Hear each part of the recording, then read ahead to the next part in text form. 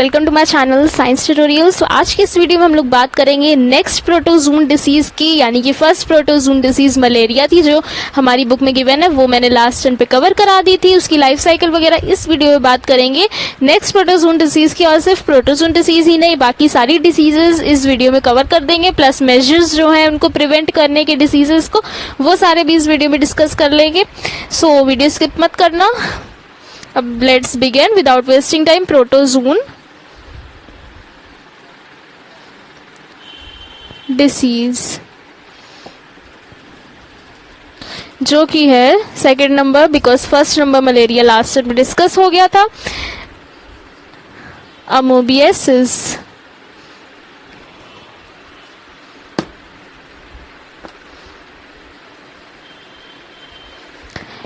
जिसे हम लोग अमोबिक डाइसेंट्री भी कहते हैं। अमोबिक डाइसेंट्री, ठीक। अब ये होता किसकी वजह से है, यानी कि कौन सा पैथोजन है या कौन सा पैरासाइट। देखो पैथोजेनिक पैरासाइट है और एंडो पैरासाइट है। क्यों? क्योंकि देखो पैथोजन है तभी ये डिसीज कॉज कर रहा है, क्योंकि पैथोजन की डेफिनेशन हमें पता है, डिसीज कॉजिंग ऑर्गेनिजम्स, इंसेक्ट्स जो भी हैं आर कॉल्ड पैथोजन्स। एंड वो पैरासिटिक है क्योंकि वो ये रह कहाँ रहा है, जा करके एक बार ह्यूमन बॉडी में एंटर कर रहा है तो कहाँ रह रहा है, लार्ज इंटेस्टीन में, इंटेस्टीन, ठीक। यानी कि बॉडी के अंदर रह रहा है, बॉडी से ही फूड, बॉडी के अंदर जाके फूड ले रहा है अपना, तो है ये पैरासाइट। कौन सा? एंडो पैरासाइट, ठीक। पैरासिटिक पैथोजन है। ऑलराइट, तो अब बात करते हैं कौन सा पैथोजन है ये, यानी कि ये डिसीज किस पैथोजन से या किस पैरासाइट से होती है, तो वो है एंट amoeba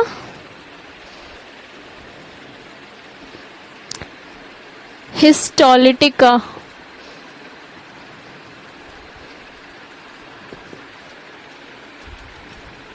HISTOLYTICA, Entamoeba histolytica. Spelling में हमेशा ध्यान देना, बिकॉज इन वर्ड्स की स्पेलिंग मैक्सिमम लोग गलत करते हैं। ऑलराइट, अब बात करते हैं हम लोग इसके सिम्टम्स की, इस डिसीज के। तो सिम्टम्स की बात करने से पहले ये देखते हैं कि ये डिसीज एक पर्सन से दूसरे पर्सन में कैसे फैलती है। तो देखो, जो इफेक्टेड पर्सन है या कि जो इन्फेक्टेड पर्सन है उसकी जो फीकल मैटर होता है उसमें ये जो पैरासाइट है वो डिस्चार्ज होते हैं, ठीक। अब जो हाउस फ्लाइज होते हैं वेक्टर बनते हैं, यानी कि वेक्टर क्या होता है, हाउस फ्लाइज, ठीक। अब वो इन्फेक्टेड पर्सन के फीकल मटेरियल से वो एग्स लेगा इस पैरासाइट के, या एग्स लेगा या फिर उस पैरासाइट को ही कैरी कर लेगा एंड जा करके उसको ड्रॉप कर देगा फूड में, वाटर में, एंड उसको कंटामिनेटेड बना देगा, ठीक। यानी कि उसको गंदा बना देगा, खराब बना देगा, जो कि जैसे ही एक हेल्दी पर्सन जब वो फूड लेगा तुरंत ही उसके बॉडी में ये चला जाएगा। पैथोजन पैरासाइट है ये, जो पैथोजेनिक पैरासाइट है ये उसकी बॉडी में एंटर कर जाएगा एंड उसकी बॉडी की मशीनरी यूज करके करेगा क्या, खुद को वहां पे डेवलप करना शुरू कर देगा, मल्टीप्लाई होने लग जाएगा बॉडी में एंटर करते ही, एंड बॉडी में प्रॉब्लम्स क्रिएट करेगा, माल फंक्शनिंग बना करेगा, प्रॉब्लम्स क्रिएट करेगा। ऑलराइट, तो इसीलिए कहते हैं कि जो खाना होता है या जो पानी वगैरह होता है, वाटर एंड फूड, बहुत देर पड़ा नहीं रहना चाहिए, क्योंकि जो फ्लाइज वगैरह और बेसिकली जो फ्लाइज वगैरह जिन फूड पे आकर के बैठती हैं वो तो बिल्कुल ही नहीं खाना चाहिए। ऑलराइट, अब बात करते हैं हम लोग सिम्टम्स की। सिम्टम्स ऑफ अमोबियासिस, ठीक। अब देखो सिम्टम्स क्या होंगे, इंटेस्टाइन में गया है, ठीक। तो स्टमक पेन यानी कि क्रैम्प्स होंगे, stomach cramps, mucus, extra mucus discharge in stools, discharge in faecal, faeces कह सकते, ठीक। Constipation and blood clot.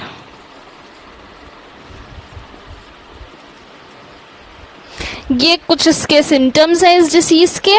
Alright, तो यहाँ पे हमारी ये प्रोटोजून डिसीज जो थी ओवर हो गई, जो थी 2 डिसीजेस हमारे को। अब बात करते हैं हम लोग नेक्स्ट डिसीजेस की, जो कि हेलमिंथस डिसीजेस होती हैं। 2 डिसीजेस हमारी बुक में गिवन है, हेलमिंथस डिसीजेस। ठीक, हेलमिंथस क्या होते हैं, हेलमिंथ्स क्या होते हैं? देखो, जो हम लोग ने एनिमल किंगडम में पढ़ा है, प्लाटी हेलमिंथस, हेलमिंथस वगैरह, जिनमें राउंड वर्म्स वगैरह आते थे, वो सारे कहलाते थे ना हेलमिंथस। तो वही चीजें, तो इसमें हम लोग 2 डिसीजेस पढ़ेंगे। पहली पढ़ेंगे हम लोग ascariasis and second one is filariasis. Filariasis को हम लोग एलिफेंटियासिस भी कह सकते हैं। ऑलराइट, तो देखो एस्कैरियासिस, सबसे पहले बात करते हैं कि होता ये किन चीज से है, मतलब कि जो पैथोजन है, जो वर्म है, उसके बारे में बात करते हैं। तो एस्कैरियासिस होता है एस्कैरिस से। एस्कैरिस एक राउंड वर्म होता है। Ascaris is an round worm.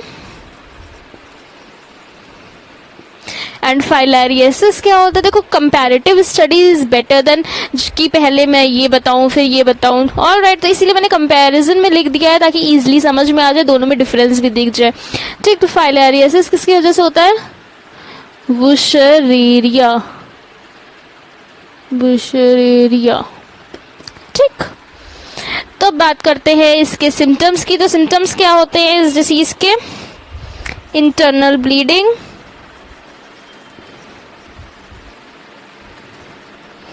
Muscle pain, intestine blockage,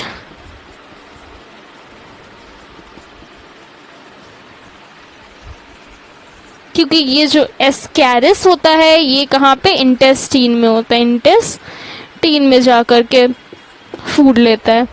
ठीक, फीवर एंड अनेमिया। ऑलराइट, अब फाइलेरियासिस की बात करते हैं तो देखो, इसमें लिम्फेटिक ऑर्गन्स इफेक्ट होते हैं और जो बॉटम पार्ट होता है बॉडी का, लिम्स का पार्ट होता है जो, वो स्वेल हो जाता है। ठीक, और ये जो इसके बैक्टीरिया है, वर्म है, इसकी जो लाइफ होती है बहुत लॉन्ग लास्टिंग होती है, बहुत लंबी लाइफ होती है इसकी बॉडी में जाकर के। क्योंकि देखो क्या होता क्या है, इससे जो पर्सन होता है वो वीक होने लग जाता है। ठीक, एंड जब इसकी बात करी जाए एस्कैरियासिस की बात करी जाए, तब जो ये एस्कैरिस होता है ये इंटेस्टाइन में जाकर के जो ब्लड होता है वो ब्लड सक करता है खुद को हेल्दी रखने के लिए। ठीक, अब जब वो ब्लड सक करेगा तो ऑब्वियसली सी बात है कि ये अनीमिया तो होएगा ही होगा, क्योंकि ब्लड सक हो जाएगा तो जो पर्सन की बॉडी में ये है तो उसको ब्लड की शॉर्टेज हो जाएगी ना, ब्लड की कमी हो जाएगी, तो इसलिए अनीमिया होता है। अब ये ट्रांसफ़र कैसे होता है? देखो, जो फीसेस होता है, फीकल मटेरियल होता है, इसका भी सेम वैसे ही जैसे अभी हम लोग ने पढ़ा प्रोटोजून डिसीज में कि जो फीकल मटेरियल होता है उसमें ये रिलीज हो जाता है, पैरासाइट रिलीज हो जाता है। एंड जो वेजिटेबल्स वगैरह जैसे सॉइल में रिलीज हो गया, तो जो वेजिटेबल्स वगैरह हैं, फ्रूट्स वगैरह हैं, उसमें जाकर के अगर ये मिक्स हो गया एंड किसी हेल्दी पर्सन ने ले लिया, वो डाइट ले ली, फूड वगैरह जो कंटामिनेटेड थे, तो फिर वो ये पैरासाइट उसकी बॉडी के अंदर चला जाएगा। ठीक, लेकिन ये फाइलेरियासिस में थोड़ा सा डिफरेंट है क्योंकि ये मस्किटो से हो सकता है। मस्किटो से, जैसे कि एग्जांपल में हम लोग कह सकते हैं एनोफिलस मस्किटो। हर जगह के अलग अलग होते हैं, कोई फिक्स्ड नहीं है, बस ये कह सकते हैं बाइट ऑफ फीमेल मस्किटो। ठीक, यानी कि बाइट ऑफ फीमेल मस्किटो। ठीक, एनोफिलस हो गया, क्यूलेक्स या फिर एडस, कोई भी मॉस्किटो हो सकता है जिसकी वजह से जो ये इसका वेक्टर जो है वो कैरी करेगा, जो कोई भी वेक्टर, यानी कि इन 3 या फिर इसके अलावा कोई भी और मॉस्किटो हो सकता है जो वेक्टर की तरह काम कर सकता है इसके वॉर्म को कैरी करने के लिए। ठीक, अब यहाँ पे ये डिसीजेस कवर हो गई हैं। अब गाइस, अब हम लोग बात करते हैं फंगल डिसीजेस के बारे में। फंगल डिसीजेस जो कि फंजाई से होती हैं, फंगल डिसीजेस। वो किन फंजाई से होती है? तो 3 फंजाई गिवन है हमारी बुक में। ठीक, सबसे पहला है माइक्रोस्पोरम,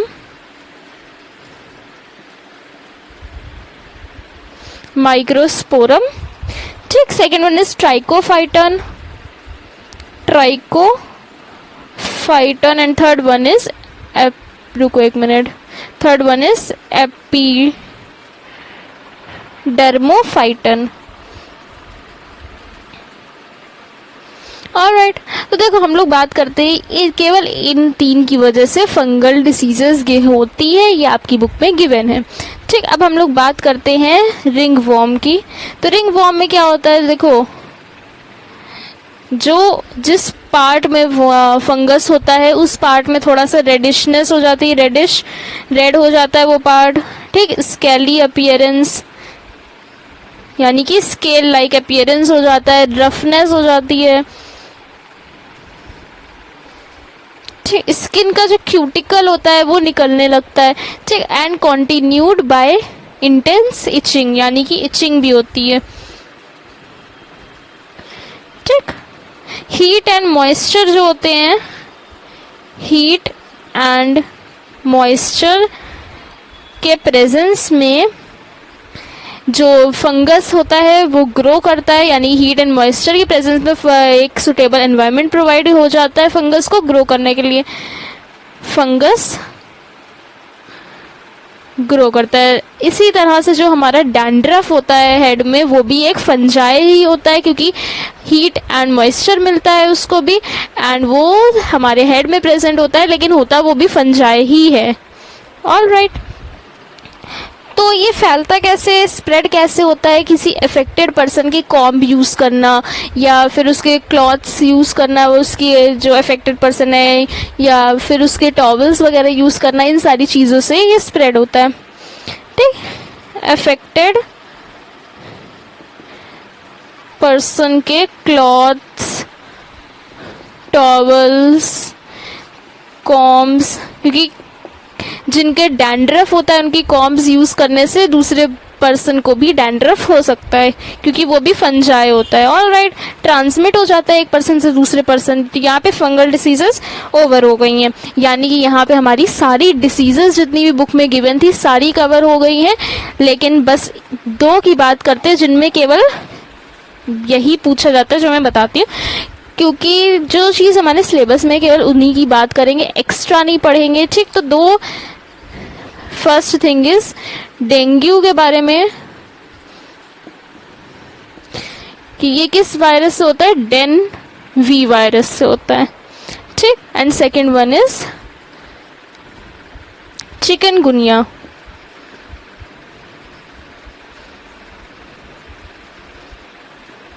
ठीक, तो ये होता है चीकू वायरस से, चीकू वायरस पूरा कैपिटल में होगा। ठीक, चीकू वायरस। अब बात करते हैं कि इन सारी डिसीजेस को, ये जो डिसीजेस हैं, इनको एक पर्सन से दूसरे पर्सन में या पूरी सोसाइटी को इफेक्ट होने से हम लोग इन डिसीजेस से कैसे बचा सकते हैं, यानी कि measures to control these diseases, measures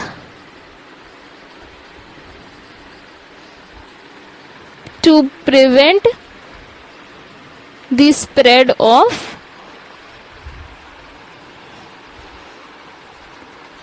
these diseases। ठीक, तो सबसे पहली बात कि हम लोग अपने आसपास कहीं पे भी जैसे जो स्टेगनेंट वाटर होता है, रुका हुआ पानी ना रखें, क्योंकि स्टेगनेंट वाटर में बहुत सारे इंसेक्ट्स ग्रो कर जाते हैं। ठीक, prevent stagnant water to be deposited in your नहीं, in residential area, residential। introducing, next point है introducing fishes like gambusia in the ponds वगैरह, पॉन्ड्स कह दें, या कहीं पे भी स्टेगनेंट वाटर, ये जहाँ पे वाटर डिपॉजिट हो बहुत ज़्यादा, पूल्स की तरह। ऑलराइट, वहाँ पे ताकि वो जो मस्किटोज के लार्वा हैं, एग्स हैं, उन पे फीड कर सके, उनको खा सके एंड उनको ख़त्म कर सके, ठीक, so that they may eat the larvas या एग्स ऑफ मॉस्किटोज, ठीक। थर्ड वन, कंटामिनेटेड फूड ना ले, कंटामिनेटेड फूड को प्रिवेंट करें, ठीक।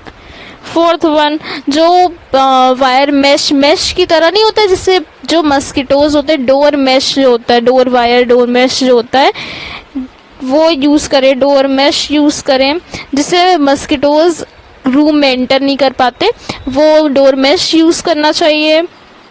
Insecticides, disinfectants